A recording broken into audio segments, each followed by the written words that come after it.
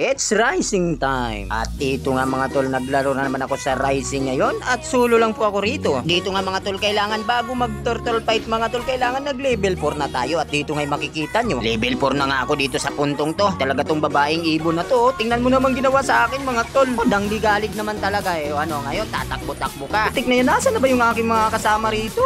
Oh my, bakit nyo naman kasi ako pinabayaan? Bagay, okay na rin yun, good trade na rin yun. Dahil nadali ko naman yung dalawa sa kanila. Ito mga tol, napitas yung XP namin. Man dito makikita nyo, busy yung dalawa, kakapuso. Kaya dalawang isip nga ako rito mga tol, kung papasukin ko ba o hindi. So bahala na, ito, pinasok ko na. Butik na yan, ang bilis na tunaw ah. Eh, napaka-basic. Grabe talaga si Odette, kunting bukaka lang, patay na yung mga kalaban. Dito mga tol, tamang abang-abang lang muna tayo. Eh talaga namang walang kawala. Napansin lang ako dito sa dalawa mga tol, hindi talaga sila naghihiwalay. So, magjowa ba tong dalawang to? Kung ismi oh, tatakbo-takbo pa. Tama kayo sa kabilang buhay.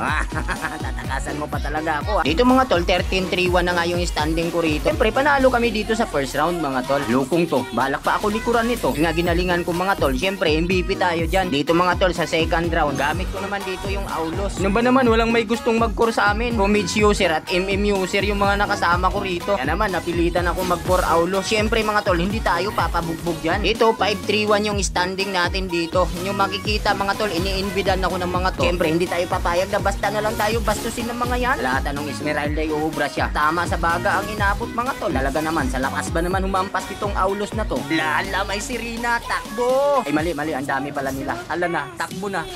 Ang yung chips yan, baka mapagtulungan na naman tayo. Kanina, kinuyog ako dyan. Dito mga tol, medyo maganda rin yung standing natin dito. 11-3-4 na tayo dito mga. Yun nga, dumagdag pa ulit yung sirena. Kaya ang naging advantage ko dito mga tol, kasi yung Hilda, grabe mang darag ng kalaban. Talaga namang mapapatakbo sila. Ang una ko lang namang iniiwasan dito mga tol, yung mga ganyang pakulo ni Chip mga tol. Naman talagang pag nag-ultimate yan ay siguradong kuyog ang abutin natin at syempre bugbog tayo dyan gaya na lang nito. Aray ko. Dito ngayon yung makikita mga tol, tuluyan na nga naming napasok itong base ng aming mga kalaban. Kaya ayun, tapos panalo tayo dito sa second round mga tol. Ulat pa nga ako rito mga tol kasi may maniac pala ako. Hindi ko na napansin yan. Syempre MVP pa rin tayo dito mga tol. Ito mga tol, final round. Ito ngayon makikita nyo na saber yung ginamit ko rito. XP saber. Yung mga tol, bakit ako nag-XP saber dyan? Yan naman yung lineup ng kalaban. Wala akong nakikitang makukunat sa lineup nila mga tol, kaya nag-saver ako rito. Mamakaawa pa nga yung tank dito mga tol kasi nga nag-made sana ako rito kaso ayaw ako pagbigyan. Pero syempre isa tayong adjustable na tao kaya mag-adjust tayo. Dito unang turtle fight mga tol, napitas ko yung Gusion dito. Malaki na sana advantage namin dito mga tol, kita nyo naman. Pero 2-4 kami dito mga tol. Paano ba naman, panay papitas itong aking mga kakampi mga tol. Basta nakikita kong problema dito mga tol, yung tank namin hindi man lang marunong mag-zone, pinapabayaan lang yung core namin. At ito nga mga tol, medyo lugi ako dito sa kalane ko kasi medyo mahirap kalaban din itong si Arlolot. Pero syempre, bawi tayo sa iba mga tol. Hindi natin pwedeng targetin yung Arlolot na yan. So paano naman yung mga kasama niya? Ito ngay namataan ko, itong si Natalia. Man, dali-dali ko siyang naghihiwa rito. Sabay takbo. Grabe naman talaga, muntik-muntikan pa ako. Ang masasabi ko, napakawalang kwenta nung tank namin dito mga tol. Yung ulit na nga ako nagsabi dito sa tank mga tol na mag-zone siya paglalabas yung turtle. Pero wala talaga, walang pakialam ang loko. Ang sanay na sanay sa buhat ha. Dito na lang muna tong voice over ko mga tol, pero panoorin nyo na lang yung buong video.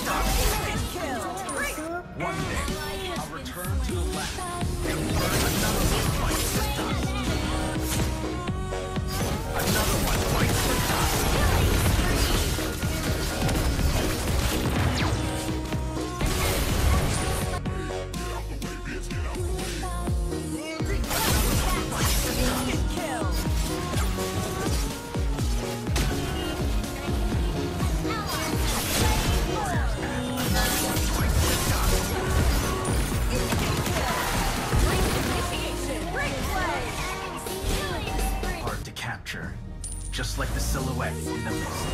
Your team destroyed a Too slow.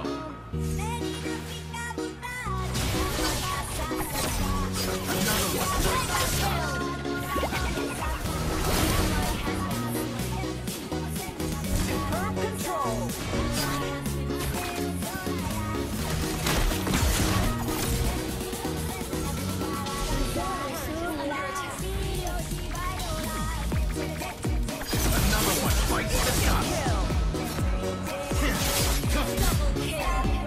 Dito sa part na to mga tol, baka magtaka kayo, bakit ako tumatakbo dito kay Arlolot? Ano ba naman mga tol, nakabuild na ng anti-kiras yan, kaya hindi ko na kaya i-one hit yan. Kaya naman, ito, tumatakbo ako ngayon mga tol. Lagi ko namang sinasabi na masama ang maghabol, di ba? Ay talaga naman, pag ganun-ganun ka pa talaga. Muntik-muntik ka na nga rin talaga ako rito mga tol. Buti na lang nandun yung Kimi. Ito mga tol, pagkabuhay ni Arlolot, na agad itong sumugod sa amin. Panggalit na galit at gustong manakit. Talaga naman, pero di niya magagawa yan hanggat nandito ako na handang protektahan yung aking mga kasama. Napakalakas niyan. Ito mga tol, napaglaruan ako nitong Beatrix mga tol. Ngayon, napakapasan mga tol. Naka-flicker pala yung loko. Hinahanap ko siya rito mga tol kung saan na nagpunta. Isahan ako dun na. Yan mo na, may kalalagyan din sa amin yan. Medyo maganda pa rin yung standing ko rito mga tol. Ganamang, buhat na buhat yung aking mga kasama rito. Hindi na nga rin namin pinatagal ang laban dito mga tol. Mahirap na, makambak pa tayo. Aanano pa itong word na to Siguro iubra sa akin yung mga ganyan-ganyan niya. Buti na lang talaga dito mga tol. Naka-immortality ako. Kung hindi, may paglagyan na naman ako. Andito nga mga tol, nag-tower lock na tayo. At dito ay nakamit natin. Kampyonado sa linggong to. Ito ngayon yung makikita mga tol. MVP pa rin tayo rito. Talaga pag merong galawang crew no. Nakaudang yabang